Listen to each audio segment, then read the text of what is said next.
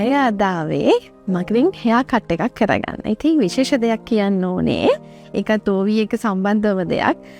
ඉතින් ඔයාලට පේනවා ඇති මේ ඇගේ කොණ්ඩේ අගිස්ස ඩැමේජ් වෙලා තියෙනවා. මේ බලන්න ඇගේ පේනවා මුලින් කොණ්ඩේ වැවිලා තියෙනවා. ඉතින් ඇත්තටම දැන් කොණ්ඩේත් මුල ටික ගොඩක් වැවිලා තියෙනවා.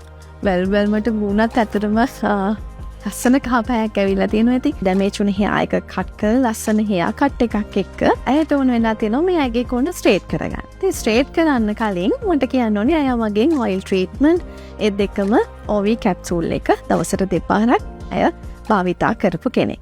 ඉතින් මේ දේවල් අයට බය නැතුව කරන්න පුළුවන් OV කොඩ්රොස් එකක් දෙක එකතු වෙච්ච නිසා. දවසට දෙපාරක් OV කොඩ්රොස් එකයි භාවිතා කරනවා. මේ හේතුවත් එක්ක අයට බය නැතුව ස්ට්‍රේට් එකකට යන්න පුළුවන්.